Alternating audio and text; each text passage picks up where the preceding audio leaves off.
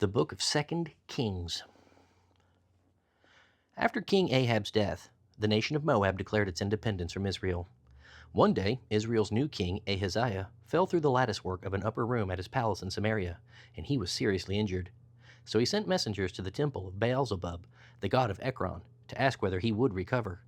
But the angel of the Lord told Elijah, who was from Tishbe, "Go and meet the messengers of the king of Samaria and ask them, 'Why are you going to Baal-zebub, the god of Ekron, to ask whether the king will get well? Is there no God in Israel? Now therefore, this is what the Lord says. You will never leave the bed on which you are lying, but you will surely die.'" So Elijah went to deliver the message. When the messengers returned to the king, he asked them, "Why have you returned so soon?" They replied, "A man came up to us and said, 'Go back to the king and give him this message from the Lord. Why are you sending men to Baal-zebub, the god of Ekron, to ask whether you will get well? Is there no God in Israel? Now since you have done this, you will never leave the bed on which you are lying, but you will surely die.'" "Who was this man?" the king demanded. "What did he look like?" They replied, "He was a hairy man, and he wore a leather belt around his waist." "It was Elijah from Tishbe," the king exclaimed. Then he sent an army captain with 50 soldiers to arrest him. They found him sitting on top of a hill. The captain said to him, "Man of God, the king has commanded you to come along with us." But Elijah replied to the captain, "If I am a man of God, let fire come down from heaven and destroy you and your 50 men." Then fire fell from heaven and killed them all. So the king sent another captain with 50 men. The captain said to him, "Man of God, the king says that you must come down right away."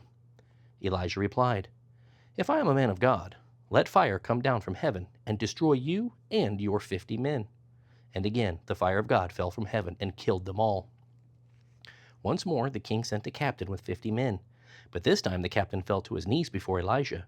He pleaded with him, "O man of God, please spare my life and the lives of these your 50 servants. See how the fire from heaven has destroyed the first two groups? But now, please, spare my life." Then the angel of the Lord said to Elijah, "Don't be afraid, go with him." So Elijah got up and went to the king. And Elijah said to the king, "This is what the Lord says.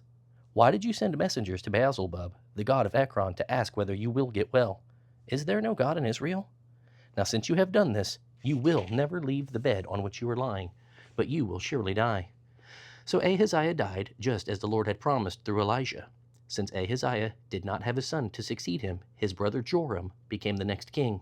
This took place in the 2nd year of the reign of Jehoram, son of Jehoshaphat, king of Judah. The rest of the events in Ahaziah's reign are recorded in the book of the history of the kings of Israel. When the Lord was about to take Elijah up to heaven in a whirlwind, Elijah and Elisha were traveling from Gilgal. And Elijah said to Elisha, "Stay here, for the Lord has told me to go to Bethel." But Elisha replied, "As surely as the Lord lives, and you yourself live, I will never leave you." So they went on together to Bethel. The group of prophets from Bethel came to Elisha and asked him, "Did you know that the Lord is going to take your master away from you today?" "Quiet," Elisha answered. "Of course I know it." Then Elijah said to Elisha, "Stay here, for the Lord has told me to go to Jericho." But Elisha replied again, "As surely as the Lord lives and you yourself live, I will never leave you." So they went on together to Jericho. Then the group of prophets from Jericho came to Elisha and asked him, "Did you know that the Lord is going to take your master away from you today?" "Quiet," he answered again. "Of course I know it." Then Elijah said to Elisha, "Stay here, for the Lord has told me to go to the Jordan River." But again Elisha replied, "As surely as the Lord lives and you yourself live, I will never leave you." So they went on together. 50 men from the group of prophets also went and watched from a distance as Elijah and Elisha stopped beside the Jordan River. Then Elijah folded his cloak together and struck the water with it. The river divided, and the two of them went across on dry ground. When they came to the other side, Elijah said to Elisha, "What can I do for you before I am taken away?" And Elisha replied, "Please let me become your rightful successor." "You have asked a difficult thing," Elijah replied. "If you see me when I am taken from you, then you will get your request. But if not, then you won't." As they were walking along and talking, suddenly a chariot of fire appeared, drawn by horses of fire. It drove between them, separating them, and Elijah was carried by a whirlwind into heaven. Elisha saw it and cried out, "My father, my father!" the chariots and charioteers of Israel. And they disappeared from sight.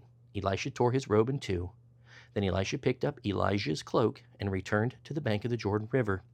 He struck the water with the cloak and cried out, "Where is the Lord, the God of Elijah?" Then the river divided, and Elisha went across. When the group of prophets from Jericho saw what happened, they exclaimed, "Elisha has become Elijah's successor." And they went to meet him and bowed down before him. "Sir," they said, "just say the word, and 50 of our strongest men will search the wilderness for your master. Perhaps the Spirit of the Lord has left him on some mountain or in some valley." "No," Elisha said, "don't send them." But they kept urging him until he was embarrassed, and he finally said, "All right, send them." So 50 men searched for 3 days, but did not find Elijah. Elisha was still at Jericho when they returned. "Didn't I tell you not to go?" he asked. Now the leaders of the town of Jericho visited Elisha. "We have a problem, my lord," they told him.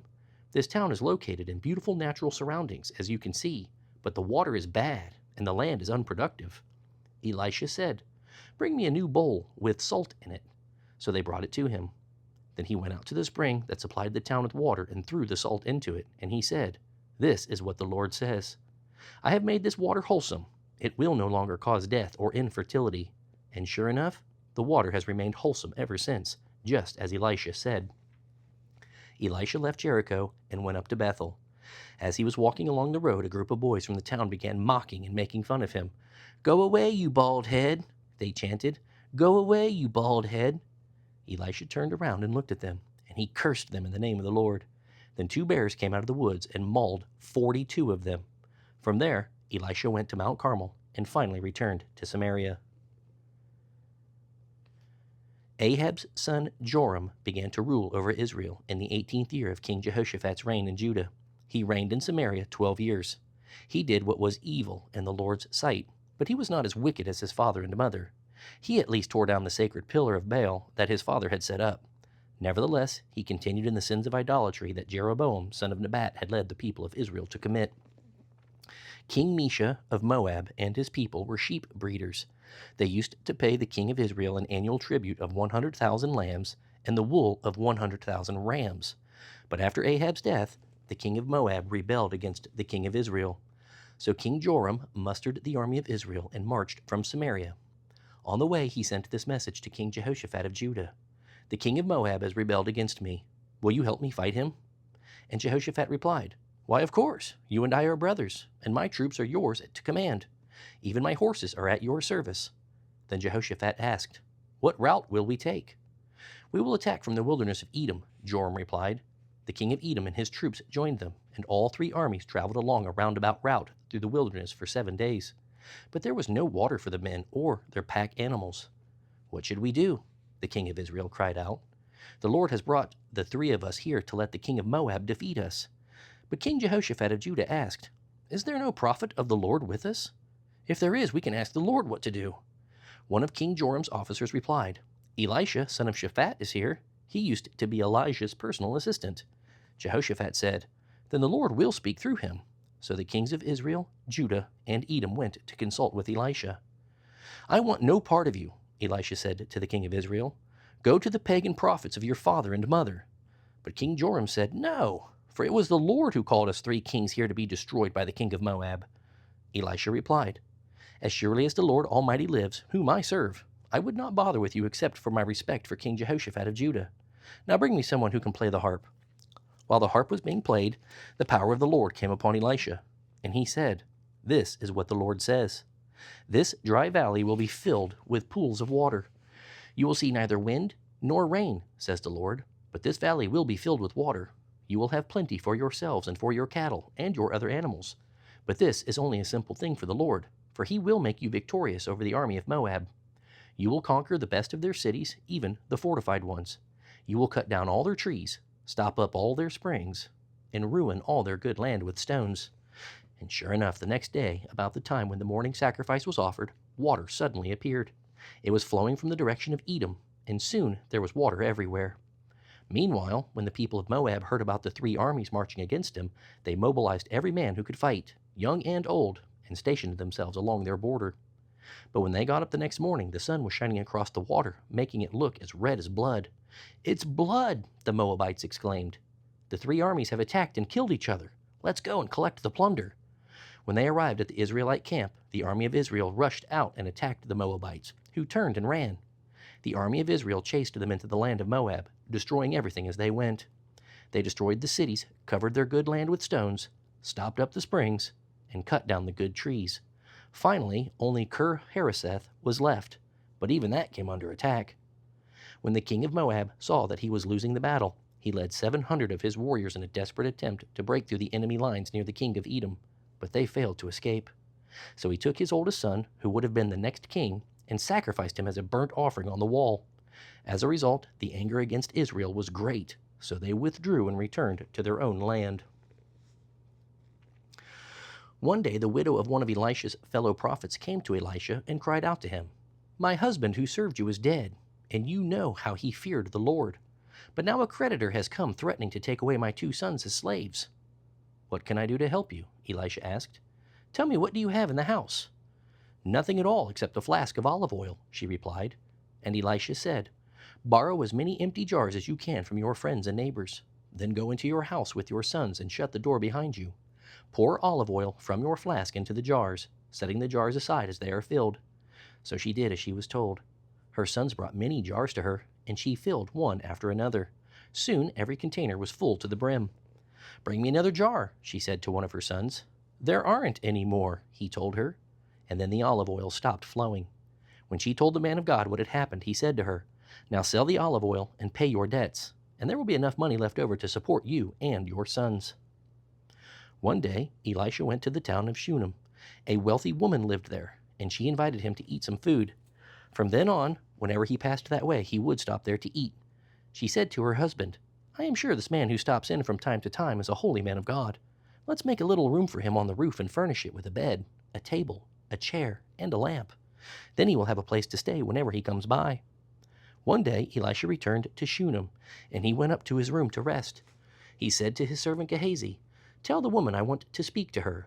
When she arrived, Elisha said to Gehazi, "Tell her that we appreciate the kind concern she has shown us. Now ask her what we can do for her. Does she want me to put in a good word for her to the king or to the commander of the army?" "No," she replied. "My family takes good care of me." Later, Elisha asked Gehazi, "What do you think we can do for her?" He suggested, "She doesn't have a son, and her husband is an old man." "Call her back again," Elisha told him. When the woman returned, Elisha said to her as she stood in the doorway, "Next year at about this time you will be holding a son in your arms." "No, my lord," she protested. "Please don't lie to me like that, O man of God." But sure enough, the woman soon became pregnant, and at the time the following year she had a son, just as Elisha had said. One day when her child was older, he went out to visit his father who was working with the harvesters. Suddenly he complained, "My head hurts! My head hurts!" His father said to one of the servants, "Carry him home to his mother." So the servant took him home, and his mother held him on her lap. But around noontime he died. She carried him up to the bed of the man of God, then shut the door and left him there. She sent a message to her husband, "Send one of the servants and a donkey so that I can hurry to the man of God and come right back." "Why today?" he asked. "It is neither a new moon festival nor a Sabbath." But she said, "It's all right." So she saddled the donkey and said to the servant, "Hurry! Don't slow down on my account unless I tell you to." As she approached the man of God at Mount Carmel, Elisha saw her in the distance. He said to Gehazi, "Look, the woman from Shunem is coming. Run out to meet her and ask her, 'Is everything all right with you, with your husband, and with your child?'" "Yes," the woman told Gehazi, "everything is fine." But when she came to the man of God at the mountain, she fell to the ground before him and caught hold of his feet. Gehazi began to push her away, but the man of God said, "Leave her alone. Something is troubling her deeply, and the Lord has not told me what it is." Then she said, "It was you, my lord, who said I would have a son. And didn't I tell you not to raise my hopes?" Then Elisha said to Gehazi, "Get ready to travel. Take my staff and to go. Don't talk to anyone along the way. Go quickly and lay the staff on the child's face." But the boy's mother said, "As surely as the Lord lives and you yourself live, I won't go home unless you go with me." So Elisha returned with her. Gehazi hurried on ahead and laid the staff on the child's face, but nothing happened. There was no sign of life. He returned to meet Elisha and told him, "The child is still dead." When Elisha arrived, the child was indeed dead, lying there on the prophet's bed. He went in alone and shut the door behind him and prayed to the Lord. Then he lay down on the child's body, placing his mouth on the child's mouth, his eyes on the child's eyes, and his hands on the child's hands, and the child's body began to grow warm again. Elisha got up and walked back and forth in the room a few times. Then he stretched himself out again on the child. This time the boy sneezed 7 times and opened his eyes. Then Elisha summoned Gehazi. "Call the child's mother," he said. And when she came in, Elisha said, "Here, take your son." She fell at his feet, overwhelmed with gratitude. Then she picked up her son and carried him downstairs. Elisha now returned to Gilgal, but there was a famine in the land. One day, as a group of prophets was seated before him, he said to his servant, "Put on a large kettle and make some stew for these men." One of the young men went out into the field to gather vegetables and came back with a pocketful of wild gourds. He shredded them and put them into the kettle without realizing they were poisonous. But after the men had eaten a bite or two, they cried out, "Man of God, there's poison in this stew." So they would not eat it. Elisha said, "Bring me some flour." Then he threw it into the kettle and said, "Now it's all right. Go ahead and eat." And then it did not harm them. One day, a man from Baal Shalishah brought the man of God a sack of fresh grain and 20 loaves of barley bread made from the first grain of the harvest. Elisha said, "Give it to the group of prophets so they can eat." "What?" his servant exclaimed. "Feed 100 people with only this?" But Elisha repeated, "Give it to the group of prophets so they can eat, for the Lord says there will be plenty for all. There will even be some left over." And sure enough, there was plenty for all and some left over, just as the Lord had promised. The king of Aram had high admiration for Naaman, the commander of his army, because through him the Lord had given Aram great victories. But though Naaman was a mighty warrior, he suffered from leprosy. Now groups of Aramean raiders had invaded the land of Israel, and among their captives was a young girl who had been given to Naaman's wife as a maid. One day the girl said to her mistress, "I wish my master would go to see the prophet in Samaria. He would heal him of his leprosy." So Naaman told the king what the young girl from Israel had said. "Go and visit the prophet," the king told him. "I will send a letter of introduction for you to carry to the king of Israel." So Naaman started out, taking as gifts 750 pounds of silver, 150 pounds of gold, and 10 sets of clothing.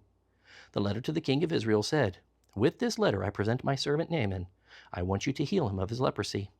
When the king of Israel read it, he tore his clothes in dismay and said, "This man sends me a leper to heal?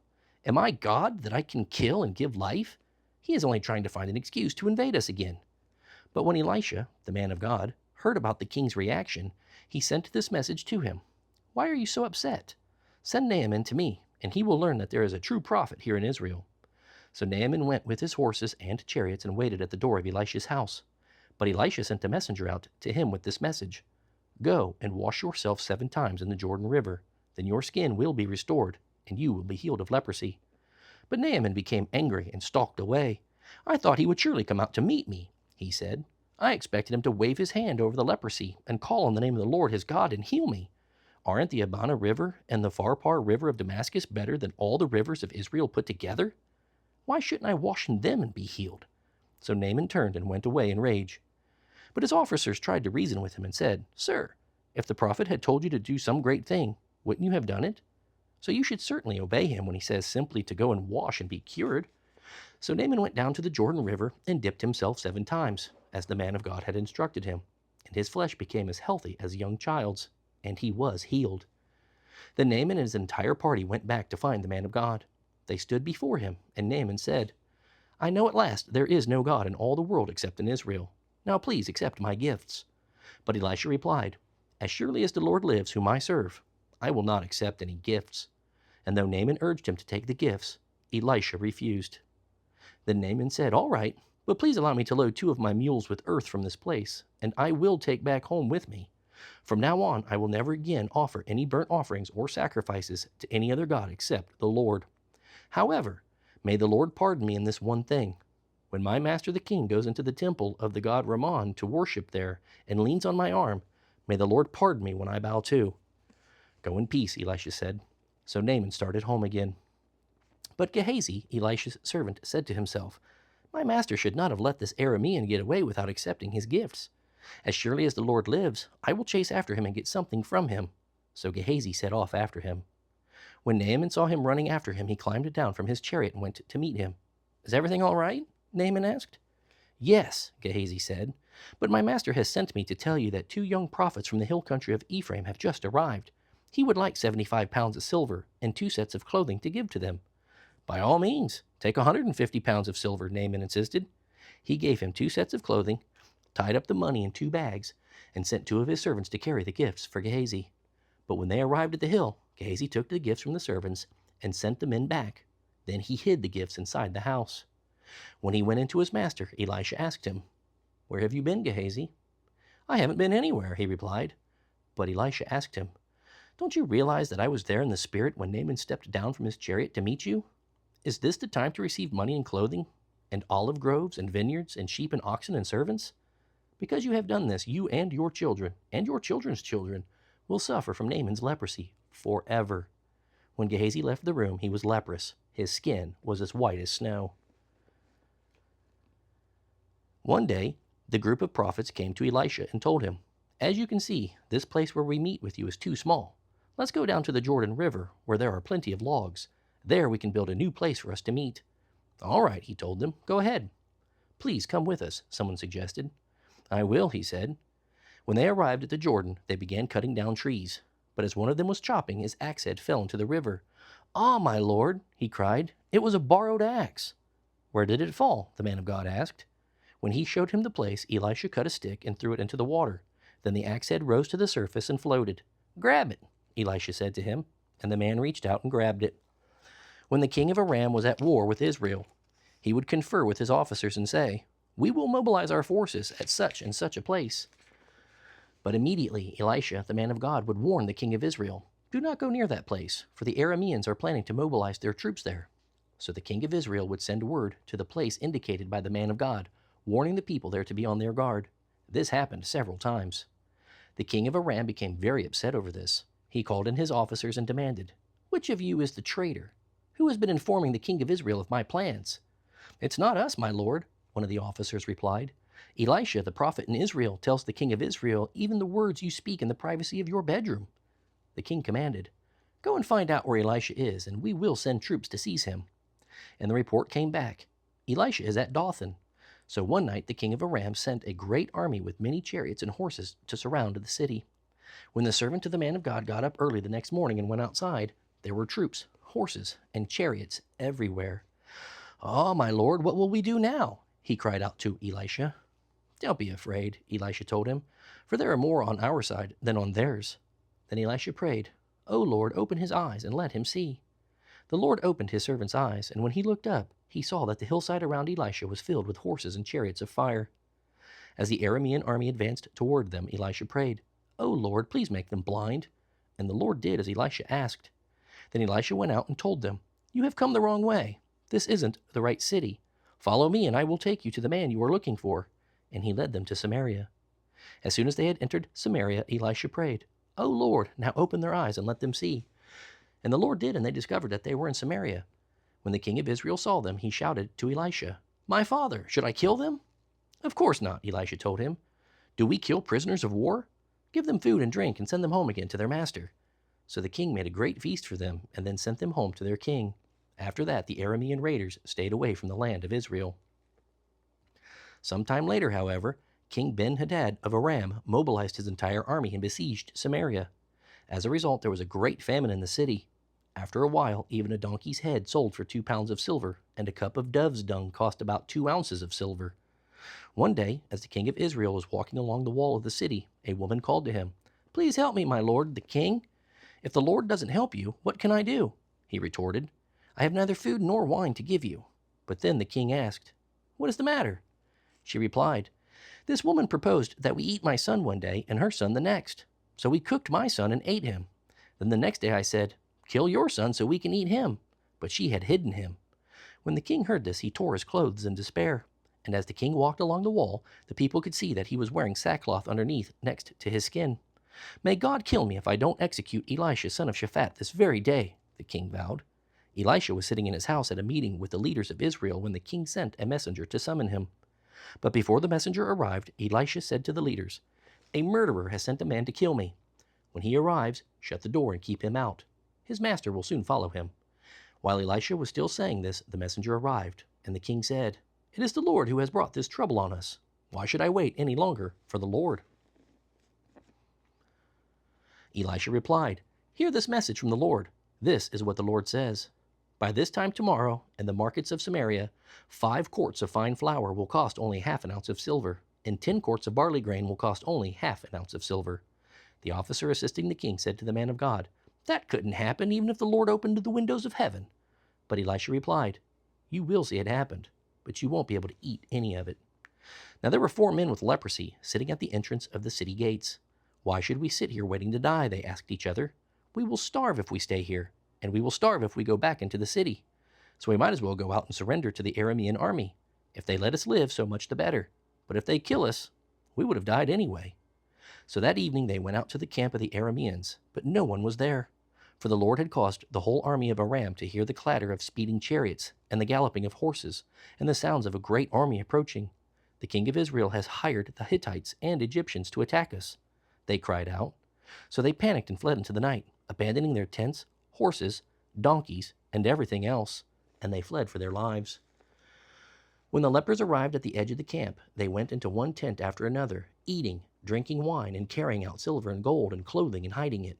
Finally they said to each other, This is not right. This is wonderful news, and we aren't sharing it with anyone. If we wait until morning, some terrible calamity will certainly fall upon us. Come, let's go back and tell the people at the palace. So they went back to the city and told the gatekeepers what had happened, that they had gone out to the Aramean camp and no one was there. The horses and donkeys were tethered, and the tents were all in order, but there was not a single person around. Then the gatekeepers shouted the news to the people in the palace. The king got out of bed in the middle of the night and told his officers, I know what has happened. The Arameans know we are starving, so they have left their camp and have hidden in the fields. They are expecting us to leave the city, and then they will take us alive and capture the city. One of his officers replied, We had better send out scouts to check into this. Let them take 5 of the remaining horses. If something happens to them, it won't be a great loss than if we were to stay here and die with the rest of us. So 2 chariots with horses were prepared, and the king sent scouts to see what had happened to the Aramean army. They went all the way to the Jordan River, following a trail of clothing and equipment that the Arameans had thrown away in their mad rush to escape. The scouts returned and told the king about it. Then the people of Samaria rushed out and plundered the Aramean camp. So it was true that 5 quarts of fine flour were sold that day for half an ounce of silver, and 10 quarts of barley grain were sold for half an ounce of silver, just as the Lord had promised. The king appointed his officer to control the traffic at the gate, but he was knocked down and trampled to death as the people rushed out. So everything happened exactly as the man of God had predicted when the king came to his house. The man of God had said to the king, By this time tomorrow in the markets of Samaria, 5 quarts of fine flour will cost half an ounce of silver, and 10 quarts of barley grain will cost half an ounce of silver. The king's officer had replied, That couldn't happen, even if the Lord opened the windows of heaven. And the man of God had said, You will see it happen, but you won't be able to eat any of it. And so it was, for the people trampled him to death at the gate. Elisha had told the woman whose son he had brought back to life, Take your family and move to some other place, for the Lord has called for a famine on Israel that will last for 7 years. So the woman did as the man of God instructed. She took her family and lived in the land of the Philistines for 7 years. After the famine ended, she returned to the land of Israel, and she went to see the king about getting back her house and land. As she came in, the king was talking with Gehazi, the servant of the man of God. The king had just said, Tell me some stories about the great things Elisha has done. And Gehazi was telling the king about the time Elisha had brought a boy back to life. At that very moment, the mother of the boy walked in to make her appeal to the king. Look, my lord, Gehazi exclaimed, here's the woman now, and this is her son, the very one Elisha brought back to life. Is this true? The king asked her. And she told him that it was. So he directed one of his officials to see to it that everything she had lost was restored to her, including the value of any crops that had been harvested during her absence. Now Elisha went to Damascus, the capital of Aram, where King Ben-Hadad lay sick. Someone told the king that the man of God had come. When the king heard the news, he said to Hazael, Take a gift to the man of God, then tell him to ask the Lord if I will get well again. So Hazael loaded down 40 camels with the finest products of Damascus as a gift for Elisha. He went in to him and said, Your servant Ben-Hadad, the king of Aram, has sent me to ask you if he will recover. And Elisha replied, Go and tell him you will recover, but the Lord has shown me that he will actually die. Elisha stared at Hazael with a fixed gaze until Hazael became uneasy. Then the man of God started weeping. What's the matter, my lord? Hazael asked him. Elisha replied, I know the terrible things you will do to the people of Israel. You will burn their fortified cities, kill their young men, dash their children to the ground, and rip open their pregnant women." Then Hazael replied, "How could a nobody like me ever accomplish such a great feat?" But Elisha answered, "The Lord has shown me that you are going to be the king of Aram." When Hazael went back, the king asked him, "What did Elisha tell you?" And Hazael replied, "He told me that you will surely recover." But the next day Hazael took a blanket, soaked it in water, and held it over the king's face until he died. Then Hazael became the next king of Aram. Jehoram, son of King Jehoshaphat of Judah, began to rule over Judah in the 5th year of King Joram's reign in Israel. Joram was the son of Ahab. Jehoram was 32 years old when he became king, and he reigned in Jerusalem 8 years. But Jehoram followed the example of the kings of Israel and was as wicked as King Ahab, for he had married one of Ahab's daughters. So Jehoram did what was evil in the Lord's sight. But the Lord was not willing to destroy Judah, for he had made a covenant with David and promised that his descendants would continue to rule forever.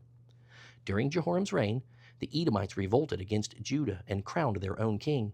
So Jehoram went with all his chariots to attack the town of Zer. The Edomites surrounded him and his chariots, but he escaped at night under cover of darkness. Jehoram's army, however, deserted him and fled. Edom had been independent from Judah to this day. The town of Libnah revolted about that same time. The rest of the events in Jehoram's reign and all his deeds are recorded in the book of the history of the kings of Judah. When Jehoram died, he was buried with his ancestors in the city of David. Then his son Ahaziah became the next king. Ahaziah, son of Jehoram, began to rule over Judah in the 12th year of King Joram's reign in Israel. King Joram was the son of Ahab. Ahaziah was 22 years old when he became king, and he reigned in Jerusalem 1 year. His mother was Athaliah, a granddaughter of King Omri of Israel. Ahaziah followed the evil example of King Ahab's family, doing what was evil in the Lord's sight, because he was related by marriage to the family of Ahab. Ahaziah joined King Joram of Israel in his war against King Hazael of Aram at Ramoth-Gilead. When King Joram was wounded in the battle, he returned to Jezreel to recover from his wounds. While Joram was there, King Ahaziah of Judah went to visit him.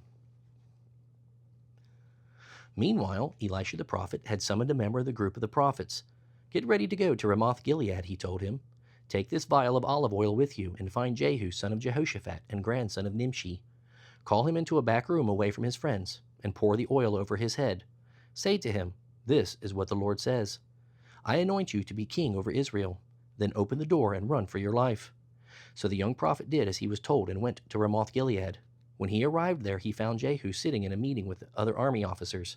"I have a message for you, commander," he said. "For which one of us?" Jehu asked.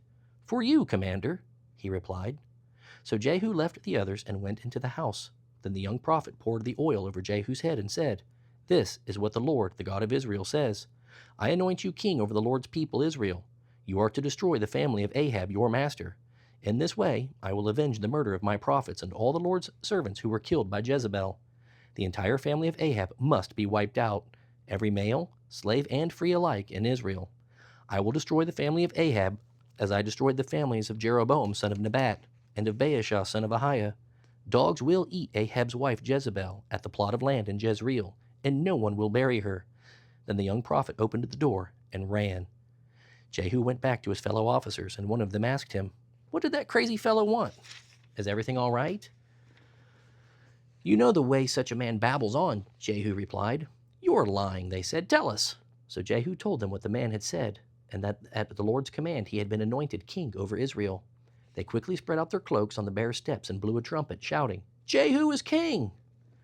So Jehu, son of Jehoshaphat and grandson of Nimshi, formed a conspiracy against King Joram. Now Joram had been with the army at Ramoth-Gilead defending Israel against the forces of King Hazael of Aram. But Joram had been wounded in the fighting and had returned to Jezreel to recover from his wounds. So Jehu told the men with him, "Since you want me to be king, don't let anyone escape to Jezreel to report what we have done." Then Jehu got into a chariot and rode to Jezreel to find King Joram, who was lying there wounded. King Ahaziah of Judah was there too, for he had gone to visit him. The watchman on the tower of Jezreel saw Jehu and his company approaching, so he shouted to Joram, "I see a company of troops coming." "Send out a rider to find out if they are coming in peace," King Joram shouted back. So a rider went out to meet Jehu and said, "The king wants to know whether you were coming in peace." Jehu replied, "What do you know about peace? Get behind me." The watchman called out to the king, "The rider has met them, but he is not returning." So the king sent out a second rider. He rode up to them and demanded, "The king wants to know whether you come in peace." Again Jehu answered, "What do you know about peace? Get behind me." The watchman exclaimed, "The rider has met them, but he isn't returning either. It must be Jehu son of Nimshi, for he is driving so recklessly." "Quick, get my chariot ready," King Joram commanded. Then King Joram of Israel and King Ahaziah of Judah rode out in their chariots to meet Jehu. They met him at the field that had belonged to Naboth of Jezreel. King Joram demanded, "Do you come in peace, Jehu?" Jehu replied, "How can there be peace as long as the idolatry and witchcraft of your mother Jezebel are all around us?" Then King Joram reined the chariot horses around and fled, shouting to King Ahaziah, "Treason, Ahaziah!" Then Jehu drew his bow and shot Joram between the shoulders. The arrow pierced his heart, and he sank down dead in his chariot. Jehu said to Bidkar, his officer, "Throw him into the field of Naboth of Jezreel.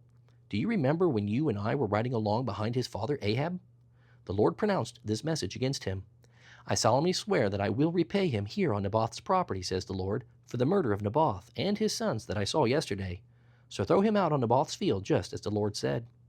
When King Ahaziah of Judah saw what was happening, he fled along the road to Beth Hagan. Jehu rode after him, shouting, "Shoot him too!" So they shot Ahaziah in his chariot at the ascent of Gur near Ibleam. He was able to go on as far as Megiddo, but he died there. His officials took him by chariot to Jerusalem, where they buried him with his ancestors in the city of David. Ahaziah's reign over Judah had begun in the 11th year of King Joram's reign in Israel. When Jezebel, the queen mother, heard that Jehu had come to Jezreel, she painted her eyelids and fixed her hair and sat at a window. When Jehu entered the gate of the palace, she shouted at him, "Have you come in peace, you murderer? You were just like Zimri, who murdered his master." Jehu looked up and saw her at the window and shouted, "Who is on my side?" And 2 or 3 eunuchs looked at him. "Throw her down!" Jehu yelled. So they threw her out the window, and some of her blood spattered against the wall and on the horses, and Jehu trampled her body under his horse's hooves. Then Jehu went into the palace and ate and drank. Afterward he said, "Someone go and bury this cursed woman, for she is the daughter of a king." But when they went out to bury her, they found only her skull, her feet, and her hands. When they returned and told Jehu, he stated, "This fulfills the message from the Lord which he spoke through his servant Elijah from Tishbe. At the plot of land in Jezreel, dogs will eat Jezebel's flesh. Her body will be scattered like dung on the field of Jezreel, so that no one will be able to recognize her." Now Ahab had 70 sons living in the city of Samaria. So Jehu wrote a letter and sent copies to Samaria, to the officials of the city, to the leaders of the people, and to the guardians of King Ahab's sons. The letter said, "The king's sons are with you, and you have at your disposal chariots, horses, a fortified city, and weapons. As soon as you receive this letter, select the best qualified of King Ahab's sons to be your king, and prepare to fight for Ahab's dynasty." But they were paralyzed with fear and said, "2 kings couldn't stand against this man. What can we do?" So the palace and city administrators, together with the other leaders and the guardians of the king's sons, sent this message to Jehu. "We are your servants, and we will do what you tell us. We will not make anyone king. Do whatever you think is best." Jehu responded with a second letter. "If you are on my side and are going to obey me, bring the heads of the king's sons to me at Jezreel at about this time tomorrow." Now the 70 sons of the king were being cared for by the leaders of Samaria, where they had been raised since childhood. When the letter arrived, the leaders killed all 70 of the king's sons. They placed their heads in baskets and presented them to Jehu at Jezreel. A messenger went to Jehu and said, "They have brought the heads of the king's sons." So Jehu ordered, "Pile them in 2 heaps at the entrance of the city gate and leave them there until morning." In the morning he went out and spoke to the crowd that had gathered around them. "You aren't to blame," he told them. "I am the one who conspired against my master and killed him. But who killed all these? You can be sure that the message of the Lord that was spoken concerning Ahab's family will not fail." The Lord declared through his servant Elijah that this would happen. Then Jehu killed all of Ahab's relatives living in Jezreel, and all his important officials, personal friends, and priests. So Ahab was left without a single survivor. Then Jehu set out for Samaria. Along the way, while he was at Beth Eked of the shepherds, he met some relatives of King Ahaziah of Judah. "Who are you?" he asked them. And they replied, "We are relatives of King Ahaziah. We are going to visit the sons of King Ahab and the queen mother." "Take them alive," Jehu shouted to his men, and they captured all 42 of them and killed them at the well of Beth Eked. None of them escaped. When Jehu left there, he met Jehonadab, son of Rechab, who was coming to meet him. After they had greeted each other, Jehu said to him, "Are you as loyal to me as I am to you?" Yes, I am, Jehonadab replied. If you are, Jehu said, then give me your hand. So Jehonadab put out his hand, and Jehu helped him into the chariot. Then Jehu said, Now come with me, and see how devoted I am to the Lord. So Jehonadab rode along with him. When Jehu arrived in Samaria, he killed everyone who was left there from Ahab's family, just as the Lord had promised through Elijah. Then Jehu called a meeting of all the people of the city and said to them, Ahab hardly worshipped Baal at all compared to the way I will worship him. Summon all the prophets and worshippers of Baal, and call together all his priests. See to it that every one of them comes, for I am going to offer a great sacrifice to Baal. Any of Baal's worshippers who fail to come will be put to death. But Jehu's plan was to destroy all the worshippers of Baal. Then Jehu ordered, Prepare a solemn assembly to worship Baal. So they did. He sent messengers throughout all Israel summoning those who worshipped Baal. They all came and filled the temple of Baal from one end to the other. And Jehu instructed the keeper of the wardrobe, Be sure that every worshipper of Baal wears one of these robes. So robes were given to them. Then Jehu went into the temple of Baal with Jehonadab son of Rechab. Jehu said to the worshippers of Baal, Make sure that only those who worship Baal are here. Don't let anyone who worships the Lord. So they were all inside the temple to offer sacrifices and burnt offerings. Now Jehu had surrounded the building with 80 of his men and had warned them, If you let anyone escape, you will pay for it with your own life. As soon as Jehu had finished sacrificing the burnt offering, he commanded his guards and officers, Go in and kill all of them. Don't let a single one escape. So they killed all of them with their swords, and the guards and officers dragged their bodies outside. Then Jehu's men went into the fortress of the temple of Baal. They dragged out the sacred pillar used in the worship of Baal and destroyed it. They broke down the sacred pillar of Baal and wrecked the temple of Baal, converting it into a public toilet. That is what it is used for to this day. Thus Jehu destroyed every trace of Baal worship from Israel. He did not, however, destroy the gold calves at Bethel and Dan, the great sin that Jeroboam son of Nebat had led Israel to commit. Nonetheless, the Lord said to Jehu, You have done well in following my instructions to destroy the family of Ahab. Because of this I will cause your descendants to be the kings of Israel down to the 4th generation. But Jehu did not obey the law of the Lord, the God of Israel, with all his heart. He refused to turn from the sins of idolatry that Jeroboam had led Israel to commit. At about that time, the Lord began to reduce the size of Israel's territory. King Hazael conquered several sections of the country east of the Jordan River, including all of Gilead, Gad, Reuben, and Manasseh. He conquered the area from the town of Aroer by the Arnon Gorge to as far north as Gilead and Bashan. The rest of the events in Jehu's reign and all the deeds and achievements are recorded in the book of the history of the kings of Israel. When Jehu died, he was buried with his ancestors in Samaria. Then his son Jehoahaz became the next king. In all, Jehu reigned over Israel from Samaria for 28 years. When Athaliah, the mother of King Ahaziah of Judah, learned that her son was dead, she set out to destroy the rest of the royal family. But Ahaziah's sister, Jehosheba, the daughter of King Jehoram, took Ahaziah's infant son Joash and stole him away from among the rest of the king's children, who were about to be killed. Jehosheba put Joash and his nurse in a bedroom to hide him from Athaliah, so the child was not murdered. Joash and his nurse remained hidden in the temple of the Lord for 6 years, while Athaliah ruled over the land. In the 7th year of Athaliah's reign, Jehoiada the priest summoned the commanders, the Karite mercenaries, and the guards to come to the temple of the Lord. He made a pact with them and made them swear oath of loyalty there in the Lord's temple. Then he showed them the king's son. Jehoiada told them, This is what you must do. A third of you who are on duty on the Sabbath are to guard the royal palace itself. Another third of you are to stand guard at the Sur Gate. And the final third must stand guard behind the palace guard. These 3 groups will all guard the palace. The other 2 units who are off duty on the Sabbath must stand guard for the king at the Lord's temple. Form a bodyguard for the king and keep your weapons in hand. Any unauthorized person who approaches you must be killed. Stay right beside the king at all times. So the commanders did everything just as Jehoiada the priest ordered. The commanders took charge of the men reporting for duty that Sabbath, as well as those who were going off duty. They brought them all to Jehoiada the priest, and he supplied them with the spears and shields that had once belonged to King David and were stored in the temple of the Lord. The guards stationed themselves around the king with their weapons ready. They formed a line from the south side of the temple around the north side and all around the altar. Then Jehoiada brought out Joash the king's son and placed the crown on his head. He presented Joash with a copy of God's covenant and proclaimed him king. They anointed him, and all the people clapped their hands and shouted, Long live the king! When Athaliah heard all the noise made by the guards and the people, she hurried to the Lord's temple to see what was happening, and she saw the newly crowned king standing in his place of authority by the pillar, as was the custom at times of coronation. The officers and trumpeters were surrounding him, and people from all over the land were rejoicing and blowing trumpets. When Athaliah saw all this, she tore her clothes in despair and shouted, "Treason! Treason!" Then Jehoiada the priest ordered the commanders who were in charge of the troops, "Take her out of the temple and kill anyone who tries to rescue her. Do not kill her here in the temple of the Lord." So they seized her and led her out to the gate where horses enter the palace grounds, and she was killed there. Then Jehoiada made a covenant between the Lord and the king and the people that they would be the Lord's people. He also made a covenant between the king and the people, and all the people of the land went over to the temple of Baal and tore it down. They demolished the altars and smashed the idols to pieces, and they killed Mattan the priest of Baal in front of the altars. Jehoiada the priest stationed guards at the temple of the Lord. Then the commanders, the Karite mercenaries, the guards, and all the people of the land escorted the king from the temple of the Lord.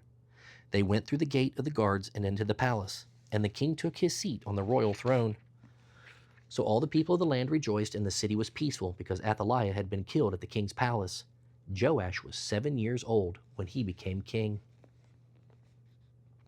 Joash began to rule over Judah in the 7th year of King Jehu's reign in Israel. He reigned in Jerusalem 40 years. His mother was Zibiah from Beersheba. All his life Joash did what was pleasing in the Lord's sight, because Jehoiada the priest instructed him. Yet even so, he did not destroy the pagan shrines, and the people still offered sacrifices and burned incense there. One day, King Joash said to the priests, "Collect all the money brought as a sacred offering to the Lord's temple, whether it is a regular assessment, a payment of vows, or a voluntary gift. Let the priests take some of that money to pay for whatever repairs are needed at the temple." But by the 23rd year of Joash's reign, the priests still had not repaired the temple. So King Joash called for Jehoiada and the other priests and asked them, "Why haven't you repaired the temple? Don't use any more gifts for your own needs. From now on, it must all be spent on getting the temple into good condition." So the priests agreed not to collect any more money from the people, and they also agreed not to undertake the repairs of the temple themselves. Then Jehoiada the priest bored a hole in the lid of a large chest and set it on the right-hand side of the altar at the entrance of the temple of the Lord. The priests guarding the entrance put all of the people's contributions into the chest. Whenever the chest became full, the court secretary and the high priest counted the money that had been brought to the Lord's temple and put it into bags. Then they gave the money to the construction supervisors who used it to pay the people working on the Lord's temple, the carpenters, the builders, the masons, and the stonecutters. They also used the money to buy timber and cut stone for repairing the Lord's temple, and they paid any other expenses related to the temple's restoration. The money brought to the temple was not used for making silver cups, lamp snuffers, basins, trumpets, or other articles of gold or silver for the temple of the Lord. It was paid out to the workmen who used it for the temple repairs. No accounting was required from the construction supervisors, because they were honest and faithful workers. However, the money that was contributed for guilt offerings and sin offerings was not brought into the Lord's temple. It was given to the priests for their own use. About this time, King Hazael of Aram went to war against Gath and captured it. Then he turned to attack Jerusalem.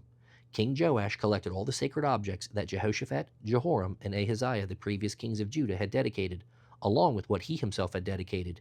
He sent them all to Hazael, along with all the gold in the treasuries of the Lord's temple and the royal palace. So Hazael called off his attack on Jerusalem. The rest of the events in Joash's reign and all his deeds are recorded in the book of the history of the kings of Judah. But his officers plotted against him and assassinated him at Beth Millo on the road to Silla. The assassins were Jozabad, son of Shimeath, and Jehozabad, son of Shomer, both trusted advisors. Joash was buried with his ancestors in the city of David. Then his son, Amaziah, became the next king. Jehoahaz, son of Jehu, began to rule over Israel in the 23rd year of King Joash's reign in Judah. He reigned in Samaria 17 years, but he did what was evil in the Lord's sight. He followed the example of Jeroboam, son of Nebat, continuing the sins of idolatry that Jeroboam, the son of Nebat, had led Israel to commit. So the Lord was very angry with Israel, and he allowed King Hazael of Aram and his son Ben-Hadad to defeat them after time. Then Jehoahaz prayed for the Lord's help, and the Lord heard his prayer. The Lord could see how terribly the king of Aram was oppressing Israel. So the Lord raised up a deliverer to rescue the Israelites from the tyranny of the Arameans. Then Israel lived in safety again as they had in former days. But they continued to sin, following the evil example of Jeroboam. They even set up an Asherah pole in Samaria. Finally, Jehoahaz's army was reduced to 50 mounted troops, 10 chariots, and 10,000 foot soldiers. The king of Aram had killed the others like they were dust under his feet. The rest of the events in Jehoahaz's reign and all his deeds, including the extent of his power, are recorded in the book of the history of the kings of Israel. When Jehoahaz died, he was buried in Samaria with his ancestors. Then his son, Jehoash, became the next king. Jehoash, son of Jehoahaz, began to rule over Israel in the 37th year of King Joash's reign in Judah. He reigned in Samaria 16 years, but he did what was evil in the Lord's sight. He refused to turn from the sins of idolatry that Jeroboam son of Nebat had led Israel to commit. The rest of the events in Jehoash's reign and all his deeds, including the extent of his power and his war with King Amaziah of Judah, are recorded in the book of the history of kings of Israel. When Jehoash died, he was buried with his ancestors in Samaria. Then his son Jeroboam II became the next king. When Elisha was in his last illness, King Jehoash of Israel visited him and wept over him. My father, the chariots and charioteers of Israel, he cried. Elisha told him, Get a bow and some arrows. And the king did as he was told. Then Elisha told the king of Israel to put his hand on the bow, and Elisha laid his own hands on the king's hands. Then he commanded, Open that eastern window. And he opened it. Then he said, Shoot. So he did. Then Elisha proclaimed, This is the Lord's arrow, full of victory over Aram, for you will completely conquer the Arameans at Aphek. Now pick up the other arrows and strike them against the ground. So the king picked them up and struck the ground 3 times. But the man of God was angry with him. You should have struck the ground 5 or 6 times, he exclaimed. Then you would have beaten Aram until they were entirely destroyed. Now you will be victorious only 3 times. Then Elisha died and was buried. Groups of Moabite raiders used to invade the land each spring. Once, when some Israelites were burying a man, they spied a band of these raiders. So they hastily threw the body they were burying into the tomb of Elisha. But as soon as the body touched Elisha's bones, the dead man revived and jumped to his feet. King Hazael of Aram had oppressed Israel during the entire reign of King Jehoahaz, but the Lord was gracious to the people of Israel, and they were not totally destroyed. He pitied them because of his covenant with Abraham, Isaac, and Jacob, and to this day he still has not completely destroyed them or banished them from his presence. King Hazael of Aram died, and his son Ben-Hadad became the next king. Then Jehoash, son of Jehoahaz, recaptured from Ben-Hadad, son of Hazael, the towns that Hazael had taken from Joash's father, Jehoahaz. Jehoash defeated Ben-Hadad on 3 occasions, and so recovered the Israelite towns.